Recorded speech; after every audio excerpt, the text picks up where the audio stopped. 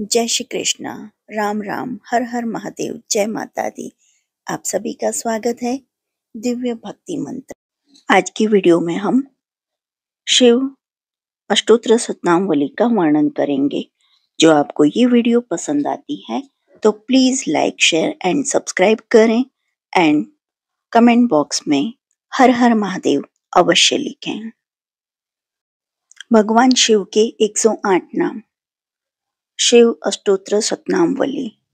भगवान शंकर के 108 मंत्रों का स्मरण करने से सभी प्रकार के ऐश्वर्य की प्राप्ति होती है और दुख का विनाश होता है। साप्ताहिक सोमवार व्रत, त्रयोदशी व्रत और सावन व्रत या 16 सोमवार व्रत में इन मंत्रों की माला का जाप करना बहुत ही फलदायी होता है। तो चलिए शुरू करते हैं। ओम श्री सर्वभूतहराय नमः।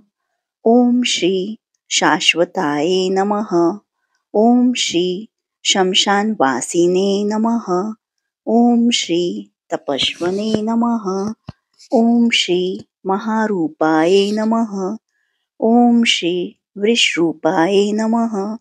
ओम श्री स्वयंभूभूताय नमः। ओम श्री विशालाक्षाय नमः।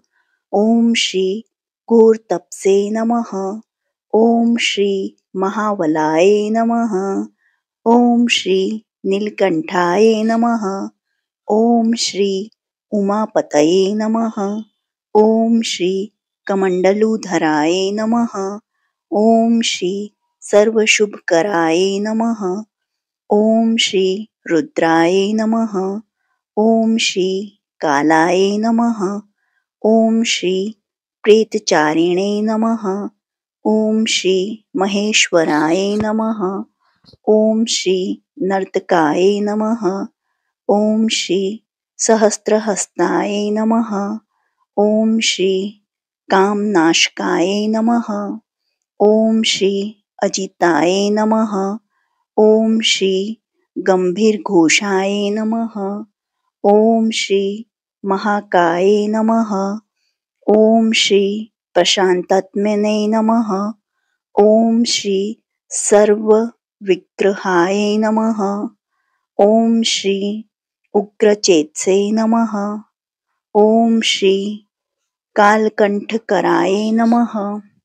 ओम श्री अमूर्वाय नमः। ओम श्री दुर्वाससे नमः। ओम श्री लोहिताक्षाय नमः। ओम श्री सर्वचीरनिवासनाय नमः। ओम श्री रवगाय नमः।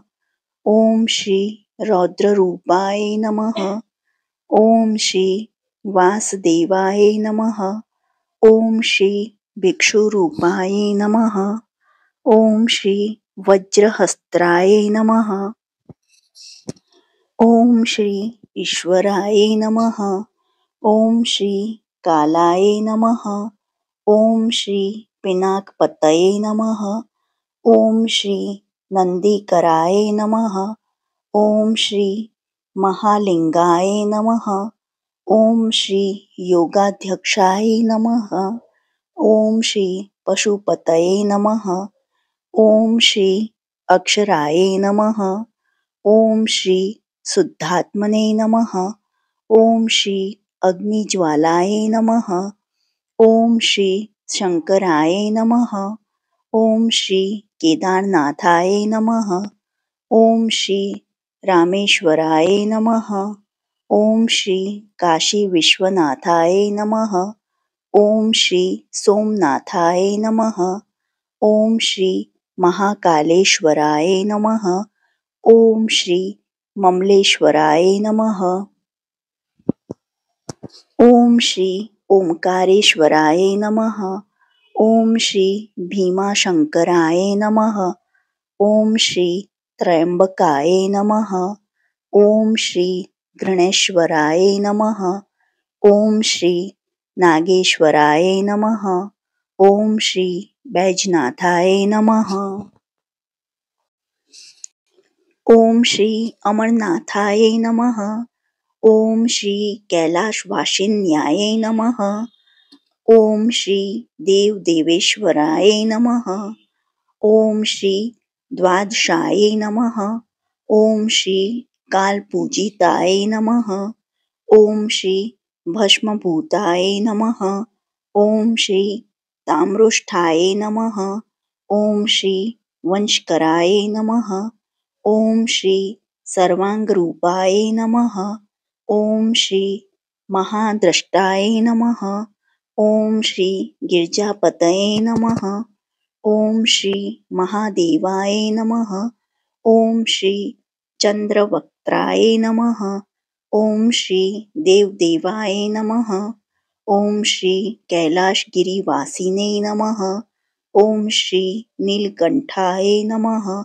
ओम श्री सर्वयोगिने नमः। ओम श्री योगाय नमः।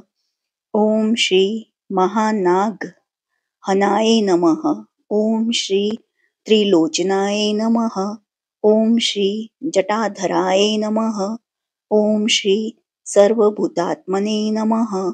ओम श्री मस्तके शशिधराय नमः। ओम श्री सहस्रपादे नमः। ओम श्री सहस्रबाहवे नमः। ओम श्री पद्मगर्भाय नमः। ओम श्री अनंतरूपायां नमः। ओम श्री नीलमौलये नमः। ओम श्री उमापतये नमः। ओम श्री वरदाय नमः। ओम श्री निर्वाणाय नमः। ओम श्री देवासुखप्रदाय नमः। ओम श्री सर्वपावनाय नमः। ओम श्री सुरगणाय नमः। ओम श्री अचिंत्याय नमः। ओम श्री भूतनाथाय नमः। ओम श्री अर्धनारीश्वराय नमः। ओम श्री जगतपतये नमः। ओम श्री गौरागे नमः। ओम श्री संयोगवर्धनाय नमः। ओम श्री त्रिजटाय नमः।